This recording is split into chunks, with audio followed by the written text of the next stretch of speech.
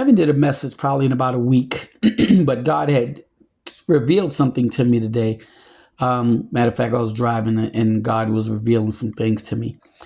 And the message today is called "Stop the Hate." But this time I'm talking about stop the hate, and I'm talking to black people because we as black people have so much hate towards each other that it's a shame. And we sit up here and we go around and we hate each other, but we protect other people. We protect white people. We protect other minorities. We protect other people, but we don't protect ourselves. And it used to make me mad. I used to get upset and whatnot when I see things because I'm like, how is it that we as black people hate each other so much? Where is the compassion that we have? Where is the compassion that we have for other people, but we don't have the compassion for ourselves? And God had to break some stuff down to me and show me something.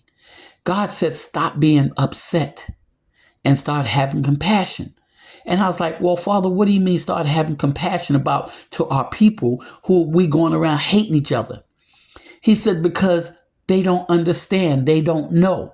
See, I look at some of these debates that's going on, and you got a lot of black men and a black women, especially a lot of black men that debate that slavery shouldn't be talked about no more. Okay, that reparations shouldn't be paid to us and whatnot because we didn't receive it, so we shouldn't have to worry about it. We're not going to get it anyway. So let's just move on and leave it alone. The problem is you can't just move on and leave it alone. You can't just sit up here and erase slavery. Let me explain something to you. You are where you are today because of your ancestors. The ones that died, got whipped, got beaten, got treated less than a human being. The ones that had to sneak to go to church, sneak to learn how to read and write. The ones that sit up here and died and whatnot because of your freedom. See, your freedom came with a price. Your freedom came because somebody else died. Your freedom because somebody else had to sit up here and take abuse and had to pick up cotton and had to go in the house and clean up white people's stuff and whatnot, or master stuff and whatnot for you. You come with a price.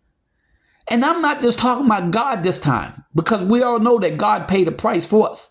But I'm talking about your freedom as a black person comes with a price.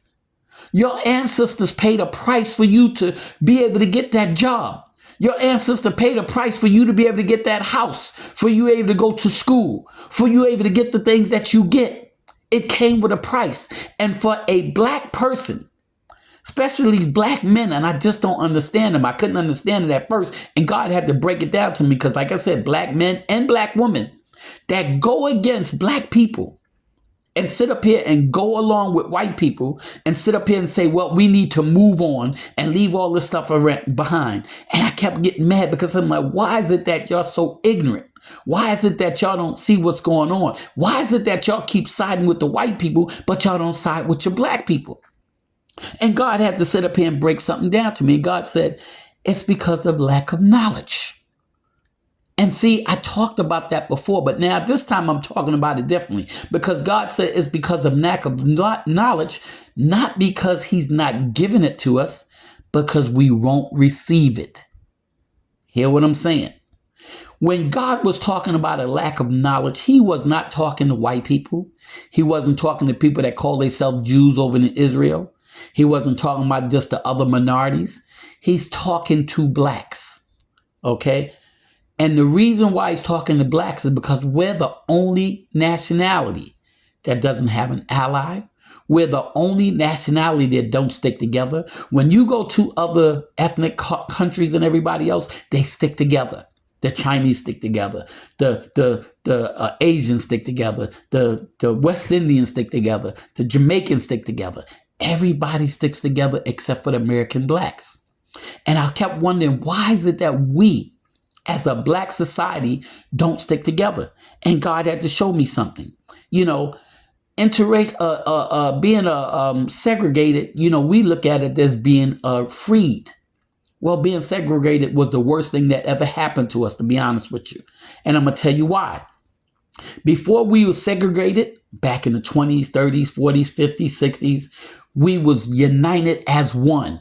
You remember there was a time and whatnot that you did something in school or you did something out in the street and you sit up here and the neighbor would grab a hold to you and spank your butt or whatever the case may be. And when you got home, you was going to get another spanking from your mother or father because it was a neighborhood, a neighborhood that invested in each other.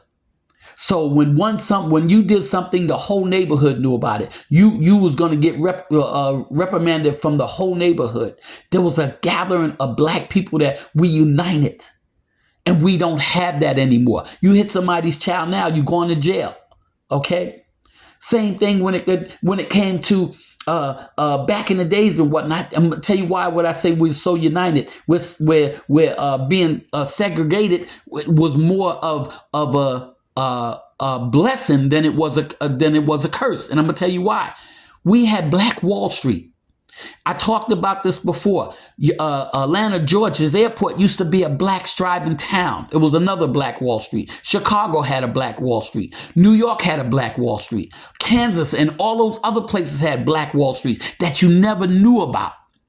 Why? Because we operated at one. Why? Because they wasn't going to give us doctors. They wasn't going to let us have hospitals and banks and everything else. And we had to sit up here and start our own banks, our own hospitals, our own doctors and lawyers.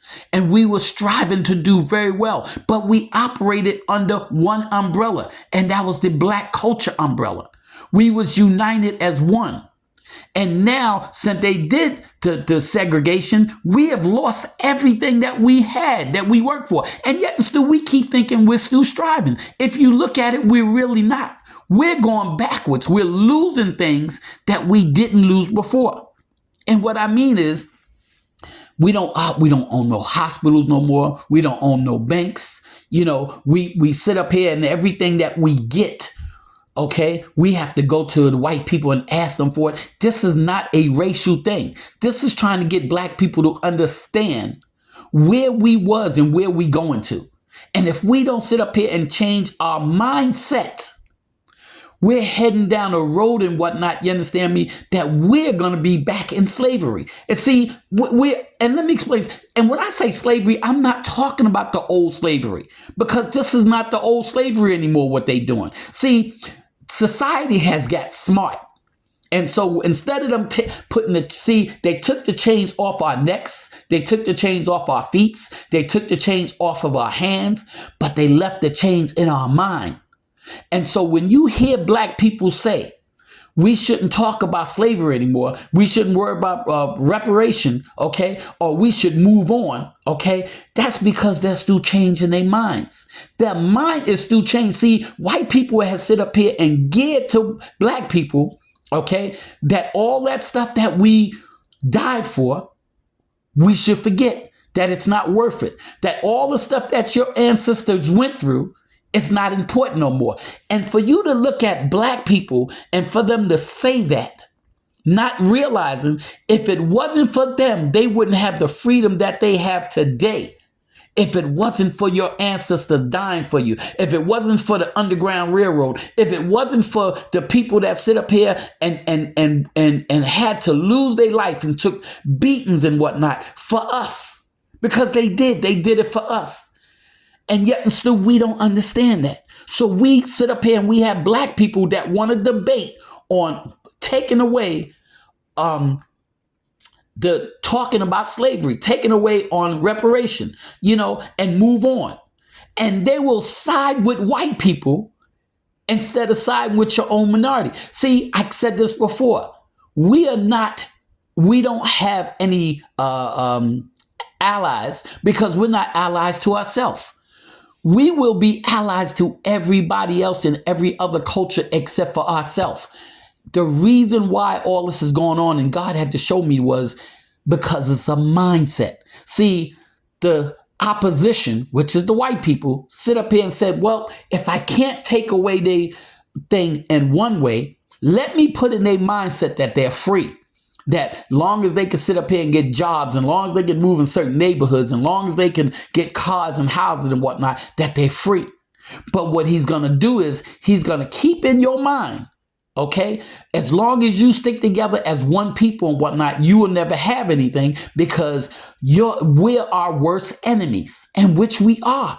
Why? Because it's a mindset.